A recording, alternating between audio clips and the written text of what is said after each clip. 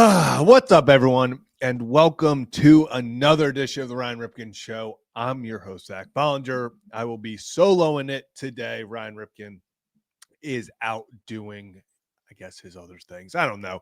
Duty calls, had some prior obligations, so it's just going to be me today to celebrate Disappointment Day, Deadline Day across the, no, Disappointment Day. Disappointment Day, deadline day for the NFL, disappointment day for Ravens fans. We do have some crazy trades to talk about. No, they do not involve the Ravens. They involved other teams going for it. Ravens stand pat, do what they always do. Not going to give too much. Is what it is. We'll get into that. We'll get into some other moves made across the NFL that honestly shook up the landscape. The New York Jets defense, looking a little different than it did just 5 hours ago. Going to go over that.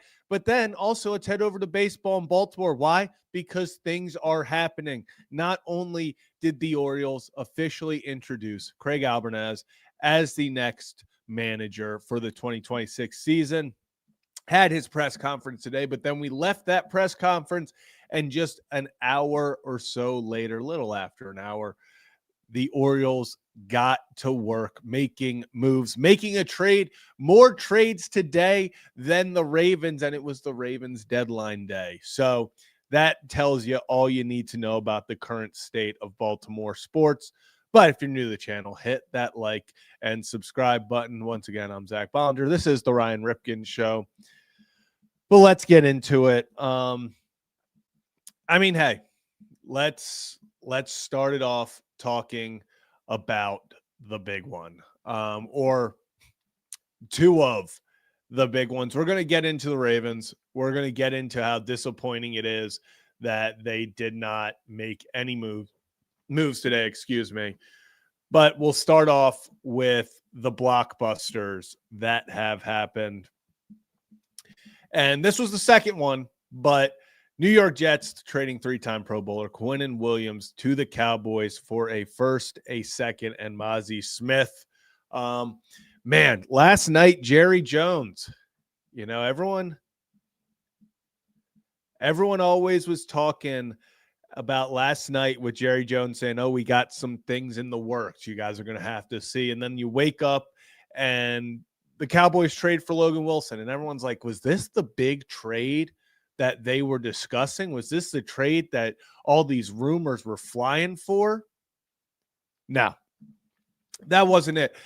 The trade he was referring to, at least we suspect, was Quinnen Williams heading to Dallas after last night's embarrassing loss to the Cardinals. I don't think this impacts this year's Dallas team. Why? Because I don't think this year's Dallas team is talented enough to make any noise. Full stop there. I don't think they have the talent. I don't think Quinnen Williams is making them a quote-unquote contender in the slightest. But I think this adds into the future of the Dallas Cowboys. I think Quinnen Williams is a very nice focal point, centerpiece to a defense. You lost Micah Parsons. You then use one of those picks to go out there. You still get one pick. You still have another first rounder. And you bring in a Quinnen Williams to plug in the center. You still have a lot of draft assets, and you're able to use those to build up this defense, because the offense, yes, they had struggles. Last night, they couldn't finish drives, turnovers galore, whatever you want to talk about. No, I don't think this helps the Cowboys this year. I almost said the Jets. Definitely ain't helping the Jets this year. I don't think it necessarily turns the Cowboys into contenders or changes much about their season this season. But I think going forward, this was a very, very, very nice addition for the Dallas Cowboys. Jerry Jones keeps on his promise. But let's keep the ball rolling. Keep the ball rolling, because before we even knew that Quinnen Williams was getting traded, how about this? Sauce Gardner, Ahmad Gardner, to the Indianapolis Colts. Yes, that Colts team that just lost, got their lunch money taken by the Pittsburgh Steelers. reinforcements are on the way. 7-2. The Colts feel like this is a wide open AFC. They have an opportunity to make some noise, and so much so that they are willing to trade 2 first-round picks and A.D. Mitchell, a young wide receiver, unfortunately known this season for his fumble at the end zone on a wide open kind of breakaway that may have led to the Colts' only loss of the season. But for the Colts, this is a little bit different than the Cowboys trade. Why? One, you gave up 2 first-round picks for years of Sauce Gardner. This is not a rental. I think he has like 3-4 more years on his deal after this. So not only are you getting someone for the future, but I think this helps the Colts. I don't think. This does help the Colts now. This is a move that can move the needle for the Colts. You add another playmaker to that defense. Lou Amarillo has done a fantastic job so far this season with them. Adds another weapon to the secondary, and I think that Colts team is looking really good. You know, they continue to add. This is a move of a team, Chris Ballard and them. They saw an opportunity to get better. They saw the Jets giving away a top-end corner, guy that doesn't show up on the market all the time. You know, a caliber of this player, this caliber, they don't grow on trees. They aren't sitting there and, you know, for the taking every year. So they saw the opportunity and they went and they added a piece that not only helps them this season, but down the line in the future. Sauce Gardner stayed in the AFC, but going to the Indianapolis Colts, a team that, besides this weird 6 turnover game against the Steelers, that's the only game that you looked at them and you were like, yeah, these guys are, I can't. You got to give it to them. They have built a very all-around team. They have a fantastic offensive line, the best running back in football, and Jonathan Taylor. Daniel Jones is operating that offense extremely efficiently, actually like historically efficiently. Defense, adding Sauce Gardner, I think just makes them even better. I think this is a good group and a group that you are going to have to beat in the playoffs. Do I think they win the Super Bowl? Personally, no. And if you've been following this show, if you've been following Kevin and Zach React, you know why I want to buy into them so bad. I just, in my head, I cannot get past the fact that it is Daniel Jones leading the team. And I know this is me not giving him the benefit of the doubt. I know he has proven over 8 games that he is this top, you know, he can play like a top quarterback. I know this is him, quote unquote, reaching his potential, all that stuff. In my head, and it is not fair to him. I understand that. I'm not saying that this is fair to him, but in my head, I am still not at that point where I can go Daniel Jones, Super Bowl caliber quarterback. I just can't get there yet. It's not fair to him that he's playing out of his mind. Out of his mind, that Colts team is playing unbelievable football, minus last week where, I mean, Daniel Jones looked like Daniel Jones again. It just, I want to believe in them so bad. I'm going to try my hardest to believe in them. I think they are a very fun team. I think they are a very complete team. This is an NFC-esque team. And what I mean by that is when you look around the NFC, you look at a lot of good teams. A lot of really good teams, just well-built teams, top to bottom. Not a lot of holes in these teams. You know, you look at teams like, you know, the Seahawks, good team. You know, the Rams, good team. Yes, they have an elite quarterback, but good team, all-around team. The Eagles, holy crap, the team is unbelievable. You know, Buccaneers, the team is unbelievable. AFC, you got a lot of top quarterbacks. You got elite quarterbacks who at times have to push up the rest of the roster. You just got to rely on them to get there. Colts are built like a very good team. They're a very, very well-oiled machine there. I like what they're doing. I think as a team, they're doing an unbelievable job. Now let's get into a little bit more of the disappointment. But before we completely dive in to all the disappointment and all of the Ravens didn't make any moves today, everything like that, let's start with what occurred yesterday, actually, as we were getting off the Ryan Ripken show. So, yesterday, the Baltimore Ravens, I'm just going to get this out of the way. Baltimore Ravens acquired outside linebacker Draymond Jones from the Tennessee Titans in exchange for a 2026 conditional 5th-round pick that can turn into a 4th. Now we know if Jones gets 2+ sacks for the remainder of the season and the Ravens make the playoffs.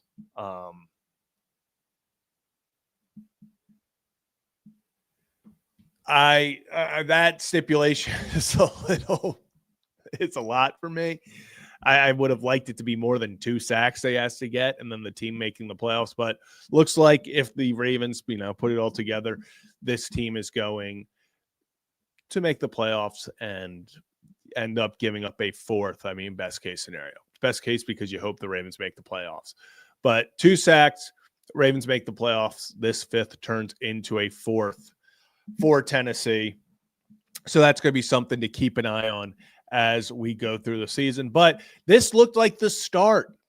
I was ecstatic after yesterday. Draymond Jones coming to Baltimore, adding some more pass rush, kind of a replacement for Odafe Owe. I think going to fill that role, maybe kick inside to rush at times. Very good setting the edge. I think he is a very good Odafe Owe replacement. I don't think you'll lose much, if anything. I'm not saying this is a guy with 4.5 sacks his last 4 games. We're all talking about Odafe already has 4 sacks in LA. Well, this guy's doing the same in Tennessee. So a guy that comes in, replaces Odafe Owe. We've seen what Alohi Gilman has done to the secondary, kind of letting all the pieces fall into place. So I love this deal.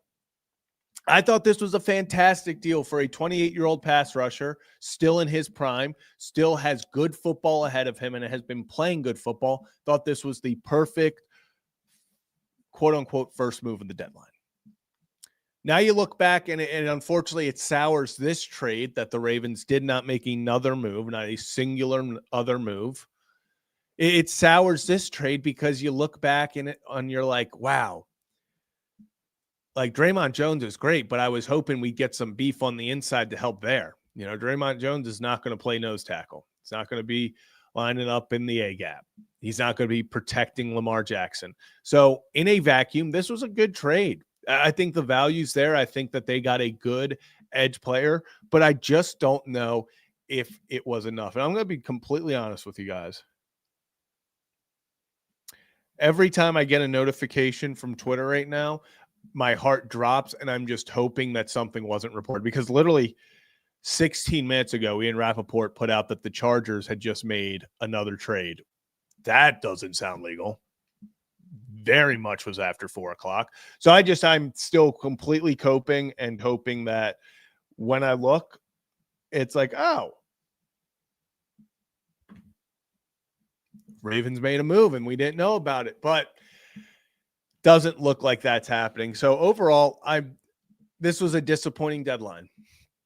You felt like all these big names, Sauce Gardner, Quinnen Williams, people are talking about Dexter Lawrence, people are talking about Max Crosby, is Trey Hendrickson getting traded, all these big names getting floated around. Oh my gosh, the wide receivers available. You got Jalen Waddle.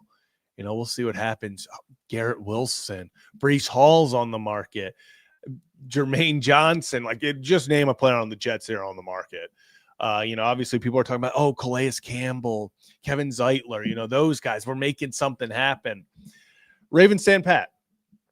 No moves. And I'm sure we will find out within the next week or so. We'll get those classic, the Ravens were really close to acquiring so-and-so. It doesn't matter. It doesn't matter. They didn't. We're not participation trophy in this. Ravens did not make a move today. They sat there and let other teams make the Colts weren't afraid to give up 2 first-round picks to try to go win a Super Bowl. So disappointing. If you're a Ravens fan and you feel disappointed, is it the end of the world? No. Can you feel disappointed? Yeah. It's part of it.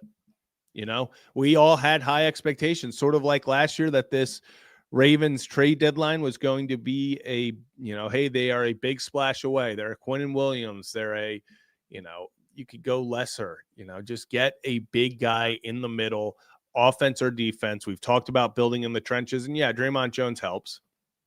I'm not going to sit here and be like, oh, that doesn't help at all. It does, but it's disappointing when you felt like the Ravens could have made one or two more moves, even if they were smaller, just to get more depth in at guard, get someone to compete at guard, get some more depth at nose tackle, because they are paper thin on the defensive line.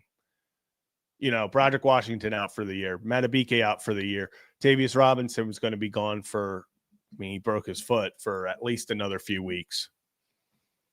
Not a lot of depth there. They are another injury away from being just screwed.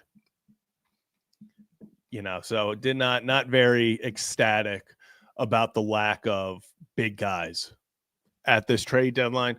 But that happened. The Ravens, they got to move forward. They have to win this game against the Vikings this upcoming Sunday. Then what? You move on to Cleveland. You then get New York. Then you get Cincy on Thanksgiving. Have to win. They didn't get them. They didn't get the guys. Everyone thought, okay, now the Ravens are gonna load up. They got Draymond Jones. Alohi Gilman is still technically a part of that quote unquote trade deadline. We'll see. I cannot wait to hear about how much the Ravens like our guys. We're gonna get a lot of Buck Showalterisms in the next press conference about. No, we just love our guys. We just the same guys that got us to 3-5. We just love those guys. We love the holes in this team.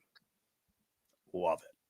Yeah, you know, it's just disappointing. Disappointing. Also, if you care, Jacoby Brissett named the starter for Kyler Murray. That's cool. That's cool.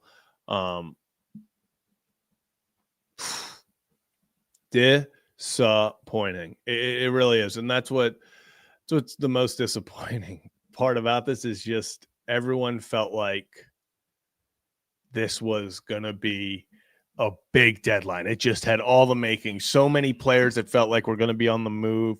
Obviously, Gardner and Williams go not to the Ravens, to the Cowboys, and to the Colts. But here we are. Another disappointing day. Another disappointing deadline day. I mean, last year you felt like, okay, they were going to make a big move for like Azeez Ojulari, someone like that. They didn't. Only got Tre'Davious White. You were hoping, okay, maybe this year it's going to be a little different. Also wasn't the case. So we'll see how the cookie crumbles. But can't say that people are going to be happy about this one. And listen, you have every right to be upset about it. It's not going to change anything, but I do believe that you have every right to be disappointed in the fact that they didn't make another move. And like I said, they are going to come out and tell us that, oh, well, we were so close to making a move with so-and-so, or, oh, the Titans, it'll be the Derrick Henry thing. Something fell through at the last second.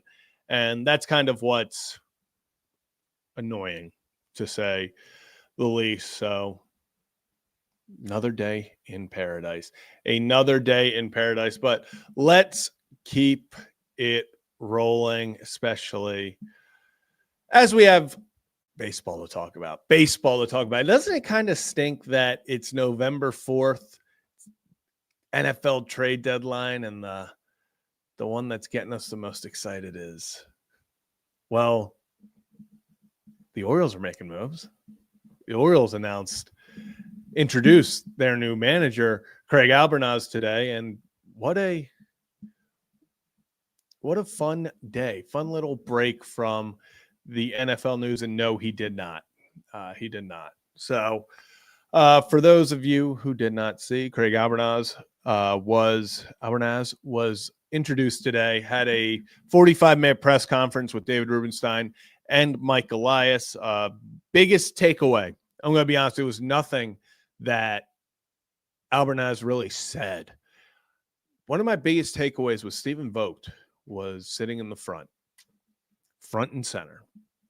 Stephen Vogt, the manager for the Guardians, where Craig is coming from. I think that speaks volumes, genuinely. that an active manager came and not only was there to support one of his own, but just the relationship that Albernaz has built with him within organizations. Everywhere you look, they talk about how the relationships he builds and, he gets the best out of everyone. He raises the bar in everywhere he goes, and places are better off after he's there. That's what you're looking for. Multiple times throughout the press conference, he's cracking a joke. He's doing this. He's, answering this, talking about we're going to be a fun, exciting team. Hey, I'm here. We're going to put guys in advantageous spots. One of the other biggest things I thought he said was, he was like, I want every analytic. He's like, feed me all the analytics. I love seeing all the analytics. And then the most important part that I think he said, he goes, because it all goes into part of the puzzle. Analytics are just a piece of the puzzle. That meant something to me, because it felt like so many times throughout this past season, over the past few seasons, the Orioles were so focused on analytics and not about the human aspect, the human side of this baseball club, of the ball club, and kind of each game. Okay, yeah, the analytics say this, but this guy's hitting 0 for his last 20. Don't know if he should be put in a high leverage situation. I think that matters. It seems like Albernaz, he gets it. He gets it. I think I left today very, very excited about kind of what he brings to this ball club and the energy. I think that's the biggest word, energy. I think he's going to mesh perfectly with this young core. I think he's going to get the best out of this young core. This seems like a guy that is going to walk into that locker room and not only immediately get the respect, but the relationship and team building that he is going to be able to have as the manager, I think is going to pay dividends. I think it is. I think his personality is perfect for this team. I think he's got that lighthearted, fun personality that goes perfectly with the Cowsers, the Gunners, the Adleys, this main core of the team. I think he is going to get the most out of them. And he talked about, we're going to have to work on weaknesses. And he kept on talking about even Rubenstein. Rubenstein kept saying the Blue Jays were in last place last year. They talked about not having a quote unquote budget, no budgetary constraints. So Orioles need to go out and make some moves. It is super fun talking about Albernaz and all of what he can bring. But the biggest and most important part of this offseason is who's going to be brought in on the team. Because you can't just run it back with the new manager and assume, okay, he's going to take them to the next level. Can't do that. It's not possible. They have to go out and they have to improve this team, because especially after the trade deadline, that bullpen's not looking too good. And today we had our first domino fall for that. Didn't see this coming. Did not see this one coming. That's for sure. Well, after 12 o'clock, close to 1 o'clock, we got the notification that the Orioles had made a trade. I was like, what? The Orioles made a trade? Okay, good for them. What do we got? The Orioles are acquiring Andrew Kittredge from the Chicago Cubs for cash considerations. What for cash consideration? They bought him. They probably sent, I don't know. We'll find out how much later on, but everywhere you look, they bought Andrew Kittredge back. And honestly, this was a massive win for Mike Elias. Say what you want about him. Say he's been disappointing. He hasn't made the big moves. I agree. I don't agree with every move he's made. I think he's left a lot on the table. But on July 31st, the Orioles traded Andrew Kittredge to the Chicago Cubs for a young 17-year-old Dominican shortstop with high potential. Will he become a star? Will he even make it past AAA? We don't know. But you got a kid with potential. Andrew Kittredge went on his way to Chicago, pitched, closing out the game of a winner-go-home playoff game. was in that environment, got more experience pitching in the postseason, the high leverage situations, and now he's back. Almost like a rental. I kept on saying before, I was like, wouldn't surprise me if Sir Anthony came back because he was a free agent. Didn't think we'd be trading for Kittredge or trading Kittredge and trading for him right back. This was a fun one. This was a fun one. Loved Andrew Kittredge. Very, very little time here. A little bit over like 2 months after his injury. But I think this is a move that helps shore up that back end of the bullpen. Probably falls into that 7th, 8th inning. Your setup guy. You still need to go get a closer. I still say you need to get Robert Suarez. Need to go get an Edwin Diaz. Go spend big money on a closer. You do that. You add another low leverage guy or two. The Orioles bullpen, it's going to be a lot of people fighting for jobs. But I hope that that's happening on the lower end, the 5th, 6th, long relief guys. They need to improve the back end. Dietrich Enns is back. I think he's giving me major Danny Coulomb vibes. Major Danny, just a lefty veteran guy. He's not going to overwhelm you. He's not going to throw 95, 96, but he's going to find a way to get out. We saw Rico Garcia last year show a lot of promise. I think he's a guy that is going to get a lot of run in maybe some higher leverage situations. Andrew Kittredge adds to the arsenal. He just simply re-adds to the arsenal. So happy to get him back. I think that he's a guy that you can rely on. He's now has even more playoff experience. We trade him away just to get playoff experience so that he can come back and help the other guys out. So that was super fun. I also saw they signed left-handed relief pitcher Josh Walker. 6'6" guy, about a 6.5 career ERA. Nothing to write home about. Top end extension, lots of whiffs, lots of chases. Very clearly, in my mind, a guy that they are looking at potential for at 6'6" as a lefty. You can work with that frame. Maybe they're hoping get him in drive line or something like they did with Trevor Rogers and figure something out. Not sold that is a guy that's going to be here long term. I think he's a guy. Yes, it's a major league contract, but I think he competes at spring training, and then we see where the chips fall for that one. I like the build. 6'6", good extension, gets a lot of swings and misses. I was happy to see that. Very, very happy to see that. And yeah, we'll actually, this is a good little segue into the next part. We found out some more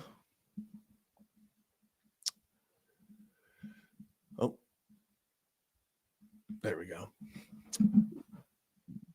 Cody Savenhagen. Sources. The Tigers are closing in on hiring Anthony Sanders and Cody Ashe from the Baltimore Orioles as part of their offseason coaching shakeup.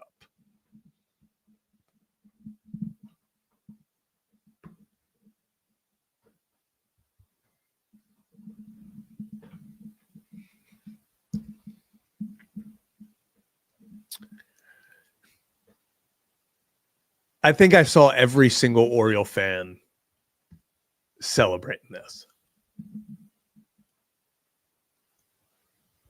It's official. All 3 hitting coaches are officially gone. Anthony Sanders, the first base coach, also now heading to Detroit. But this offseason, this coaching staff shakeup is real.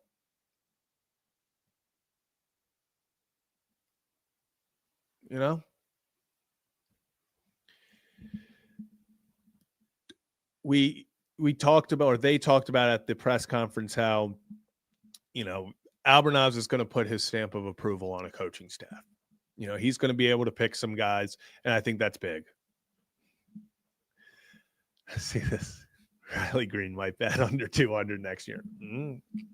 Well, we'll see. We'll see. It definitely is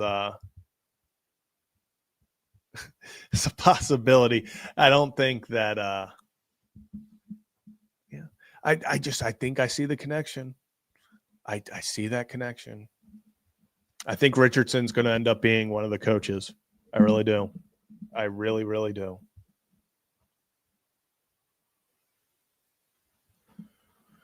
I see it. I see it. I see it. And yeah, I do not have word. I don't have word. I wish I could tell you yes or no. I don't have word yet on anyone. I would think he comes out in the next week. I would think, but we'll see. We'll see what happens there. Very interesting, though, as we knew the Orioles coaching staff was going to look different. I will say the one thing I am happy about is we haven't heard anything on John Mabry. I'm very concerned that he's going to end up in Texas under Schumacher again. I could very much see.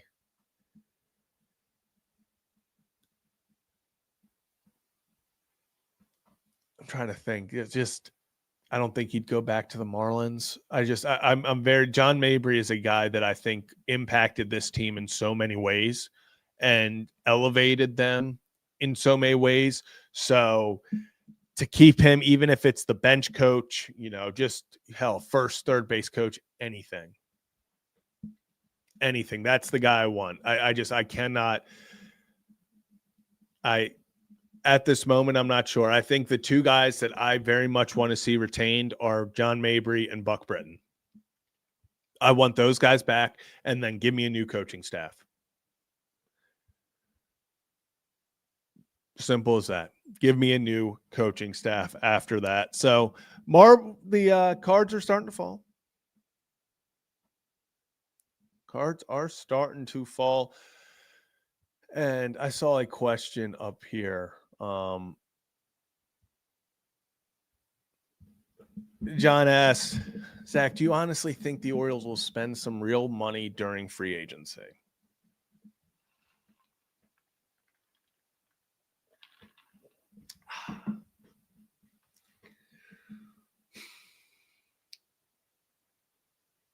I don't know. I don't know. I would love to, John, sit here and tell you, yeah, without a doubt, they're going to. But I said that before. I've said that before and they didn't.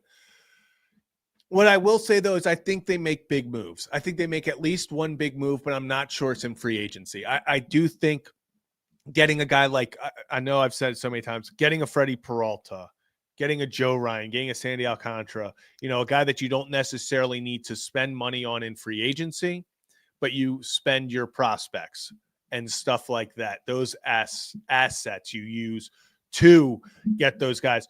I don't know if the big signing is in free agency, but I think they get a big time player somewhere.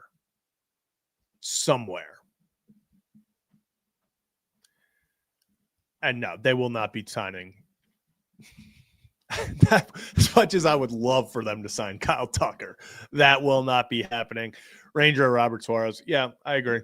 I would love Robert Suarez. If they could go out there and get Robert Suarez and then they trade for a Freddie Peralta, that would be big time. That would be big time, and I think that would put this team in a very nice spot to compete next year. I also, I think they need an outfielder. I don't know if they are set there, especially center field. I've seen Harrison Bader get tossed around. I know that's not a guy that people are going to run home about. You're not going to, go celebrate and pop in champagne bottles because of a Harrison Bader, but could be a guy, a defensive first player. I would love Michael King. I've been talking about the Orioles getting Ravens. Orioles getting Michael King, I feel like, for like a year and a half now, because he was originally supposed to be potentially traded last season. I would love Michael King, both, or Edwin Diaz. I would love either. I think both of them would add a very big boost to the Orioles staff. Yeah, Shota Imanaga declined his player okay. So the contract was weird. So they're 3 years into it for Imanaga, I believe. Right. 3 years, 2 years. So pretty much there was a thing where the Cubs made the decision earlier this year. They had an option to pick up his 4th or 5th year of the deal. Cubs said, no, we're not picking up your deal in 2 years. So then it triggered something that allowed Imanaga to have a player option. And Imanaga was like, okay, if you're not going to keep me for that long, I'm going to go get my value elsewhere. So Joey Imanaga, I would not be surprised. Would not be surprised. That feels like a very Mike Elias type play. You know, hoping that Shota shows up and can impact the rotation, you know, be that 3 behind Bradish and Rogers. I think he would be more of a Zach Eflin replacement rather than you're getting a top guy. We've seen Imanaga be really good. You know, don't get me wrong. He has been excellent in his career here, but he's not this superstar that you're going to be popping bottles for. I think he would add a very reliable number high-end 3 to your rotation, which the Orioles need. Like, let's not kid ourselves. The Orioles need all the hitting or all the pitching they can get right now. I don't know, besides getting maybe a outfielder, I'm not sure what kind of moves we see hitting-wise or position player-wise. I think they're going to focus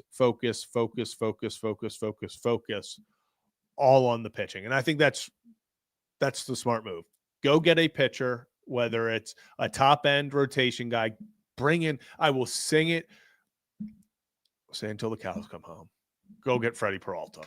It just makes too much sense. It is an identical situation to Corbin Burns when you called up Milwaukee. You're like, you're not paying him, and you know it. We're not paying him, and we know it. But we're willing to give you two middle prospects for him. See if they take it. I would love it. Would love it. I think Freddie Peralta makes all the sense in the world. I do think a guy like Zach Gallen could be also, you know, him and Dylan Cease. I think those are guys that underperformed last year that sort of put it together again towards the end that you can maybe buy low on and hope that you can, for Zach Gallen, give him 3 years. Hope he gets his value. I don't want to say value because Zach Gallen has a lot of value right now, but maybe give him a 2-year deal. Say, hey, if you pitch really well for 2 years, you can go get that $200 million contract. Give him 2 years, 60.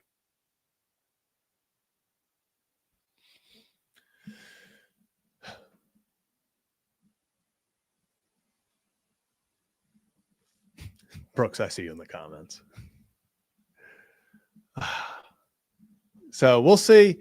We'll see what happens. There's going to be a lot of news coming out over the next few days. More guys will decline their options, accept options. We saw Trevor Story opt in today. But there's going to be a lot of fun this Orioles offseason. If you're new to the channel, hit that like and subscribe button. Ryan Ripken Show. We are live every single day of the week, live at 5, getting you guys just hopefully up to date with everything. And before I head out of here, I did want to actually, you know what? I'm gonna go down here, just because I'm not sure if that Halloween promotion, I doubt that is still going. So we're gonna go to this one. Said, all right, sports fans, are you ready to make your next big move? Whether you're buying, selling, or chasing that dream home, Brett Ritchie and Shannon Toback are your MVPs. They bring championship-level strategy and hustle to every deal. Wherever life takes you, city, suburbs, or shore, don't just make a move. Make the right move with Next Move. So shout out to them over at Next Move and Loan Depot.